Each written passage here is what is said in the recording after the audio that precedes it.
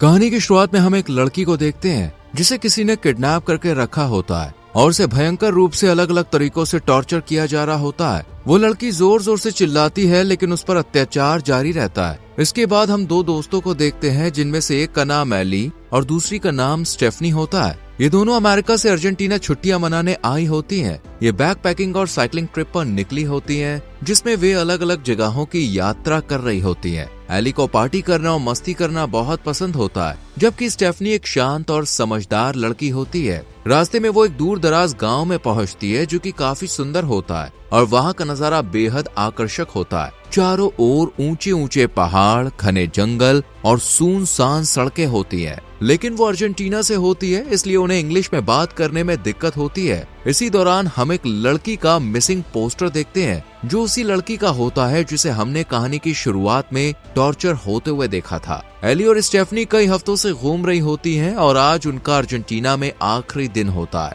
वो तय करती हैं कि इस गांव में एक रात रुककर अगली सुबह निकलेंगी। इस गांव में अफवाह थी कि यहाँ से युवा लड़कियां रहस्यमय तरीके से गायब हो जाती हैं और उनका कोई सुराग नहीं मिलता। दोनों लड़कियां देखती हैं कि गांव के लोग कुछ अजीब से हैं और उन्हें अजीब नजरों से घूर रहे होते हैं, लेकिन वो ज्यादा ध्यान न देते हुए एक लोकल होटल में कमरा लेने के लिए जाती है। वो रिसेप्शनिस्ट से कहती है कि उन्हें सिर्फ एक दिन के लिए कमरा चाहिए क्योंकि वो अगली सुबह यहाँ से चली जाएंगी। स्टेफनी और एली अपनी आईडी दिखाकर कमरा ले लेती हैं। होटल का स्टाफ उन्हें उनके कमरे तक छोड़ने आता है, लेकिन उनका बर्ताव भी कुछ अजीब सा लगता है। स्टेफनी और एली को अगली सुबह ही निकलना था। वो जाने से पहले गांव के एक लोकल बार में जाती है। बार में एली बहुत ज्यादा शराब पी लेती है और बेहद खुश नजर आती है, जबकि स्टेफनी असहज महसूस करती है क्योंकि उसे भीड़ भाड़ वाली जगहें पसंद नहीं होती है। बार में मौजूद एक लड़का काफी देर से एली को देख रहा होता है और फिर दोनों लड़कियों के लिए ड्रिंक भिजवाता है। एली उसकी इस हरकत से प्रभावित हो जाती है और उसके पास जाकर फ्लर्ट करने लगती है।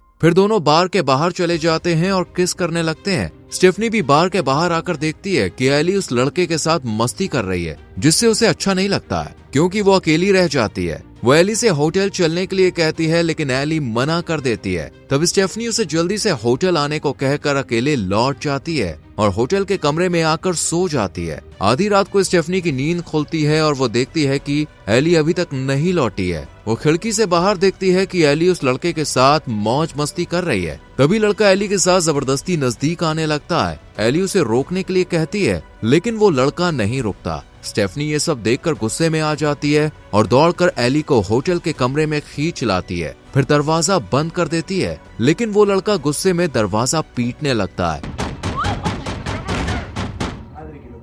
और चिल्लाकर दरवाजा खोलने के लिए कहता है। तभी होटल के बगल वाले कमरे से एक आदमी बाहर आता है और उस लड़के को वहां से भगा देता है। अगली सुबह स्टेफनी और एली को उठने में देर हो जाती है। वो दोनों जल्दी जल्दी साइकिल लेकर बस पकड़ने जाती है, लेकिन बस छूट जाती है क्योंकि जिस जगह उन्हें जाना था वहाँ की बस दिन में सिर्फ एक बार आती है। इससे वो परेशान हो जाती है और तय करती है कि वो आराम करेंगी और एक एक्स्ट्रा दिन इसी गांव में रुकेंगी। वो होटल वापस लौटती है और रिसेप्शनिस्ट को बताती है कि उनकी बस छूट गई है। तब रिसेप्शनिस्ट उन्हें सुझाव देती है कि पास में एक खूबसूरत वाटरफॉल है जहां पर उन्हें जरूर जाना चाहिए। ये सुनकर दोनों खुश हो जाती हैं और तुरंत साइकिल लेकर वहां जाने के लिए निकल पड़ती हैं। वो जल्द ही वाटरफॉल के पास पहुंच जाती है और साइकिल्स को एक जगह पर रखकर पानी का आनंद लेने लगती है। वो जगह पूरी तरह से सुनसान होती है और उनके अलावा वहां पर कोई नहीं होता। कुछ देर पानी में खेलने के बाद वो धूप सेकने लगती है। इस दौरान स्टेफनी के दिमाग में उसका हाल ही में हुआ ब्रेकअप चल रहा होता है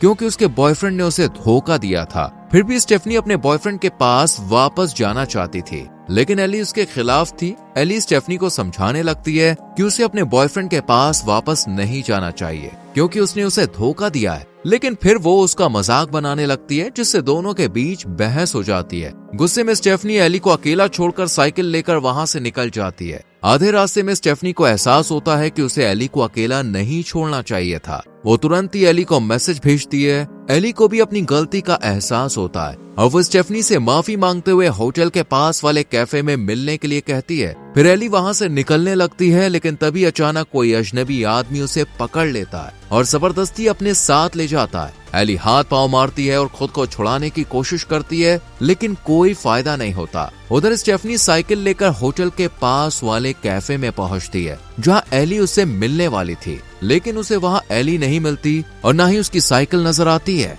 स्टेफनी बार बार एली को फोन और मैसेज करती है लेकिन कोई जवाब नहीं आता, जिससे वो परेशान हो जाती है। तभी कैफे के बाहर से गुजरती एक गाड़ी अचानक रुकती है। ये वही आदमी होता है जो उनके होटल के बगल वाले कमरे में ठहरा था और जिसने कल रात एली को उस लड़के से बचाया था। उसका नाम माइकल होता है। माइकल स्टेफनी को परेशान देखकर पूछता है कि क्या हुआ, लेकिन स्टेफनी उसे कुछ भी नहीं बताती और साइकिल लेकर वाटरफॉल की ओर एली को ढूंढने के लिए निकल पड़ती है और उस जगह जल्द ही पहुंच जाती है। माइकल भी अपनी गाड़ी लेकर उसके पीछे वहां आ जाता है। उसे देखकर स्टेफनी उससे पूछती है, तुम मेरा पीछा क्यों कर रहे हो? इस पर माइकल जवाब देता है, मुझे लगा कि तुम्हें मदद की जरूरत है, इसलिए मैं यहाँ आया। फिर स्टेफनी माइकल को बताती है कि उसकी दोस्त एली गायब हो गई है और जब उन्होंने आखिरी बार बात की थी तब वो यहीं पर थी। माइकल स्टेफनी के साथ मिलकर एली को ढूंढने लगता है, लेकिन उन्हें वाटरफॉल के आसपास एली कहीं भी नहीं दिखती और ना ही उसकी साइकिल नजर आती है। स्टेफनी परेशान होकर एली को चिल्लाते हुए पुकारती है और कॉल भी करती है। तभी उसे झाड़ियों के पीछे से किसी फोन का रिंगटोन सुनाई देता है।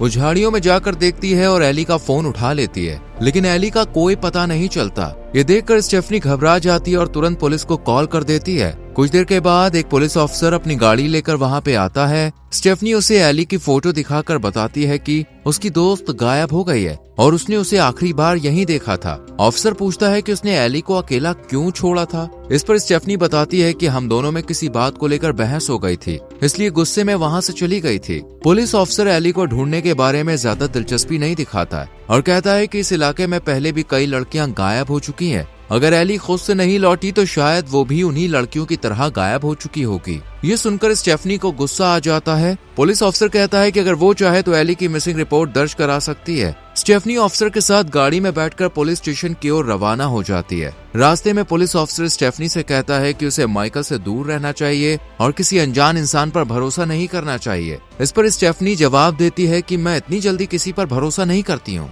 फिर स्टेफनी ऑफिसर के साथ पुलिस स्टेशन आकर मिसिंग रिपोर्ट लिखवाती है। वो चाहती है कि ऑफिसर तुरंत एली को ढूंढे, लेकिन पुलिस अफसर इसे गंभीरता से नहीं लेता है। वो कहता है कि अगर एली कल तक नहीं मिलती तब वो उसे ढूंढने जाएगा। ये सुनकर स्टेफनी निराश हो जाती है और स्टेशन से बाहर आकर खुद गांव के लोगों से मदद मांगने की कोशिश करती है, लेकिन गांव के लोग उसे नजरअंदाज कर देते हैं और ऐसा लगता है कि वो उससे कुछ छुपा रहे हैं। तभी स्टेफनी की नजर उस लड़के पर जाती है जो उस दिन एली के साथ होटल के बाहर बदतमीजी कर रहा था और जिसे माइकल ने भगा दिया था। वो लड़का खाने पीने का सामान लेकर गांव से बाहर जा रहा होता है। जब वो स्टेफनी को देखता है तो अचानक भागने लगता है। स्टेफनी को उस पर शक होता है, इसलिए वो भी उसका पीछा करने लगती है, लेकिन लड़का चालाकी से उसे चकमा देकर गायब हो जाता है। स्टेफनी वापस होटल पहुंचती है और देखती है कि किसी ने उसकी साइकिल खराब कर दी है। ये देखकर वो चौंक जाती है और परेशान हो जाती है। उसे कुछ भी समझ में नहीं आता कि ये किसने और क्यों किया। अब स्टेफनी माइकल से बात करने उसके होटल के कमरे में जाती है,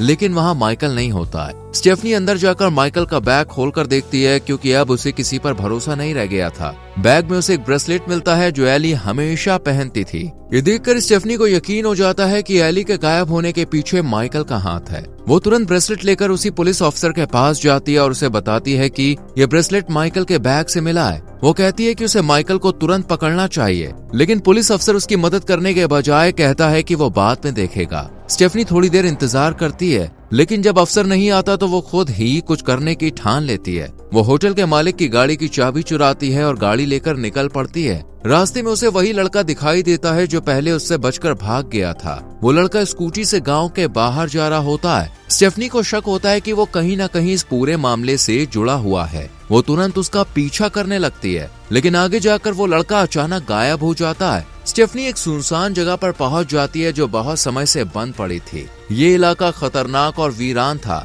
जहां कोई भी आता जाता नहीं था। वो अपनी दोस्त एली को ढूंढ ही रही होती है कि अचानक माइकल वहां आ जाता है।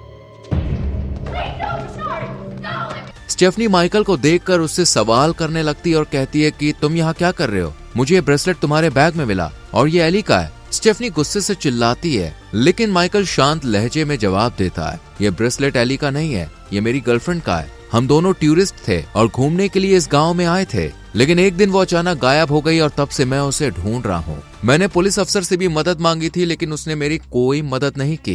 ये सुनकर स्टेफनी को अफसोस होता है। वो माइकल से माफी मांगती है। माइकल बताता है कि इस गांव में ह्यूमन ट्रैफिकिंग का एक बड़ा नेटवर्क चल रहा है। यहाँ कई टूरिस्ट लड़कियां पहले भी गायब हो चुकी हैं और शायद एली और मेरी गर्लफ्रेंड भी उसी गैंग के कब्जे में है। ये सुनकर स्टेफनी के होश उड़ जाते हैं। माइकल कहता है कि हमें जल्द से जल्द उन्हें ढूंढना होगा। वो दोनों अलग अलग होकर इस सुनसान तबाह हुई जगह पर एली और माइकल की गर्लफ्रेंड को ढूंढने लगते हैं। कुछ देर बाद पुलिस अफसर अपनी कार लेकर वहां पहुंचता है और देखता है कि बाहर एक कार खड़ी है जिसे स्टेफनी लेकर आई थी। जैसे वो आगे बढ़ता है उसे माइकल दिखाई देता है। ऑफिसर उसके पास आता है। तब माइकल उसे बताता है कि वो अपनी गर्लफ्रेंड को ढूंढते हुए यहाँ आया है। पुलिस अफसर माइकल को अपनी गाड़ी में बैठा लेता है और दोनों वहाँ से निकल जाते हैं। वहीं स्टेफनी अभी भी एली को ढूंढ रही होती है। तभी उसे वही स्कूटी दिखाई देती है जो उस लड़के की थी और जिसका वो पीछा कर रही थी। वो धीरे धीरे आगे बढ़ती है और देखती है कि एली एक जगह पर रस्सियों से बंधी हुई है। वो लड़का उसे टॉर्चर कर रहा होता है जबकि एली तेज तेज चीख रही होती है।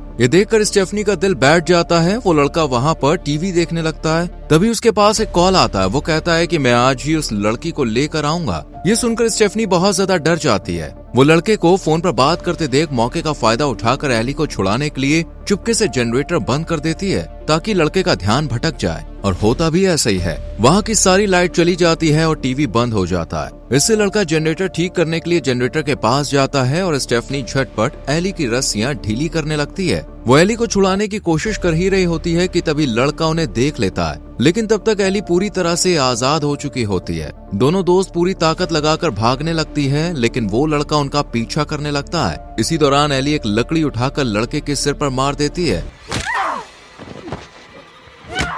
जिससे वो घायल हो जाता है। फिर वो दोनों फौरन वहाँ से भागती है और स्टेफनी और एली उसी कार में बैठ जाती है जिसे वो लेकर आई थी। वो गाड़ी स्टार्ट करने की कोशिश करती है लेकिन कार चालू नहीं होती। तभी लड़का वहाँ पे आ जाता है और पत्थर से गाड़ी का शीशा तोड़ने लगता है। ये देखकर दोनों लड़कियां फौरन कार से उतरती हैं और दौड़कर भागने लगती है। स्टेफनी को दूर से पुलिस अफसर की कार आती हुई दिखती है तो वो वहीं पे रुक जाती है लेकिन एली भागती रहती है। तभी वो लड़का तेजी से दौड़कर एली को पकड़ लेता है और उसे धक्का दे देता है। एली का सिर एक बड़े पत्थर से टकरा जाता है और वो मौके पर ही दम तोड़ देती है। ये देखकर स्टेफनी रोने लगती है और गुस्से में उस लड़के पर चिल्लाती है। तभी पुलिस अफसर और माइकल कार से बाहर निकलते हैं। स्टेफनी उन्हें पूरी घटना बता देती है। पुलिस अफसर लड़के के पास जाता है और उसे पकड़ लेता है। फिर वो स्टेफनी से कहता है कि तुम पुलिस की गाड़ी में बैठ जाओ। स्टेफनी उनकी बात मानकर गाड़ी में बैठ जाती है लेकिन तभी अफसर गाड़ी का दरवाजा लॉक कर देता है। स्टेफनी को गाड़ी के अंदर एली का पासपोर्ट मिलता है। ये देखकर वो समझ जाते हैं कि पुलिस अफसर भी इस पूरे खेल में शामिल है।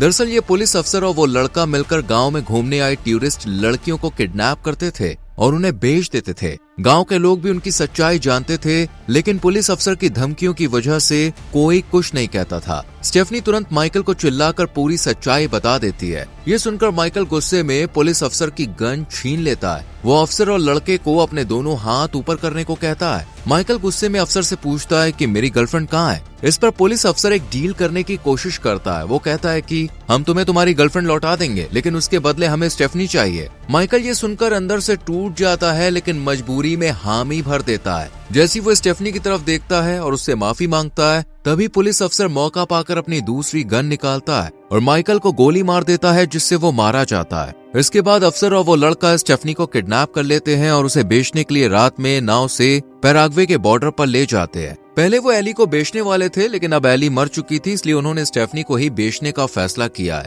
नाव पर मौका देखकर स्टेफनी खुद को आजाद कर लेती है और अचानक लड़के पर हमला कर देती है। फिर वो पानी में कूदकर भागने लगती है लेकिन पुलिस अफसर भी पानी में कूदकर उसका पीछा करता है और जल्द ही उसे पकड़ लेता है। वो स्टेफनी को उस आदमी के पास ले जाता है जिससे उसकी डील हुई थी। वो आदमी अफसर को ढेर सारा पैसा देता है। तभी मौका देकर स्टेफनी उस आदमी को मार देती है और वहाँ से भाग निकलती है। पुलिस अफसर गन लेकर उसके पीछे दौड़ता है लेकिन स्टेफनी भागकर एक नाव के पास पहुँचती है। तभी उसे एक मछुआरा दिखता है और वो उससे मदद मांगने लगती है। तभी अफसर वहाँ पर आकर मछुआरे को गोली मार देता है। ये देखकर स्टेफनी डर कर नाव के अंदर छुप जाती है। वहाँ उसे एक टेबल पर चाकू दिखाई देता है। वो चुपचाप चाकू उठाकर अपने पास रख लेती है लेकिन अफसर उसे ढूंढ निकालता है और उस पर बंदूक तान देता है। लेकिन स्टेफनी उस पर हमला कर देती है और दोनों के बीच जबरदस्त लड़ाई होती है। आखिरकार स्टेफनी पर बंदूक उसे अफसर को मार डालती है। अगली सुबह स्टेफनी पैराग्वे की एक सड़क पर पैदल चल रही होती है, तभी उसके पास एक जीप आकर रुकती है जिसमें पैराग्वे की मिलिट्री महिला होती है। वो स्टेफनी को सुरक्षित अपनी जीप में बैठा लेती है और इसी के साथ फिल्म खत्म हो जाती है। दोस्तों, अगर आप स्टेफनी की जगह होते तो क्या आप पुलिस पर भरोसा करते या खुद एली को ढूंढने की कोशिश करते? इस पर अपनी राय कमेंट सेक्शन में जरूर दें। वीडियो को यहाँ तक देखने के लिए thank you very much. Video को लाइक और शेयर करके चैनल को सब्सक्राइब करें और बेल आइकॉन को प्रेस करें जिससे आने वाली वीडियोस आपसे मिस ना हो। मिलते हैं अगली वीडियो में। Till then bye bye, take care.